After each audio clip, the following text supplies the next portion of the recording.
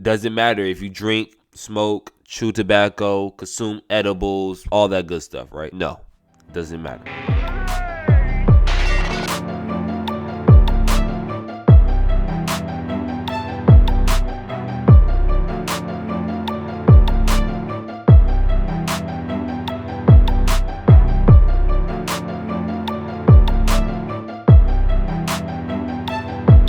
How we doing, my lovely brothers and sisters in Christ? And I hope you guys are having a marvelous day. As always, something that was on my mind recently and God has encouraged me to talk about. A lot of people ain't trying to hear this, but you need to hear this. What do you mean by that? So what I want to say is, I do not care what you are going through. You what? I honestly do not.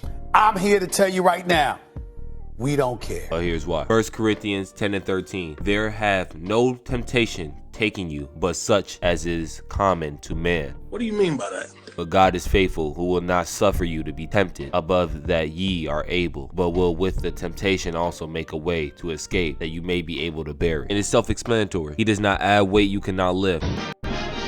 He doesn't give you more water than you can drink. Your plate is never overfilling. Stop the cap. Stop the cap right now. Stop the cap. The thing is, people don't understand that life is like tea with no sugar, coffee with no sweetener, no milk, no cream. It's tough, but it is what it is at the end of the day. It is what it is. Because he's never, ever, ever not getting you a way out. 60% of the world's population is adults, physically, but so many of them remain adolescents in their minds.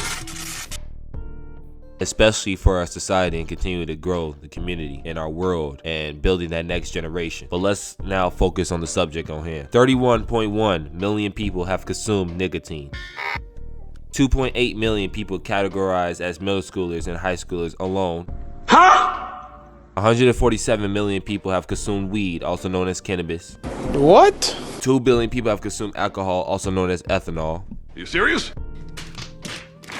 And the numbers just keep going. 2 problems with these numbers. Uno, 77% of Americans admitted, keyword admitted, in using addictive behavior or unhealthy coping mechanism. We don't do that here. So we know it's not good for you. Dos, 1 Peter 4, verses 1 through 7. For as much then as Christ has suffered for us in the flesh, arm yourselves likewise with the same mind. For he that has suffered in the flesh have ceased from sin, that he no longer should live the rest of his time in the flesh, to the lusts of man, but to the will of God. For the time past of our life may suffice us to have wrought the will of the Gentiles, when we walk in lasciviousness, lust, excess of wine, revellings, banquetings, and abominable idolatries, wherein they think it strange that you run not with them to same excess of riot, speaking evil of you, who shall give account to him that is ready to judge the quick and the dead. For this cause was the gospel preached also to them that are dead, that they might be judged according to the men and the flesh, but live according to the God and the Spirit. But the end of all things is at hand. Be you therefore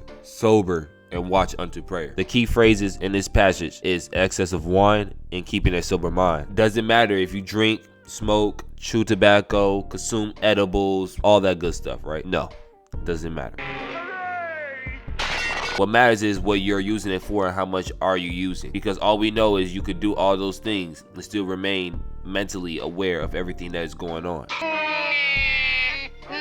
He tells us. And we all know if we're using it to run away from our problems, we know that's never the greatest idea. Might not be the worst, but it's not the best. Amazing, marvelous, stupendous, colossal, tremendous, gigantic, astounding, unbelievable, spectacular, phenomenal. And it's good too. So we need to follow the Bible and give our problems all to God and relinquish ourselves unto him. And pick up and read his words in our time of need, to use the Bible as a mirror to see the person you need to see, not the person you want to see. Perfect. But do me a favor, listen to these next convos or share this convo with someone you love. Peace be with you all. Godspeed. Floyd out.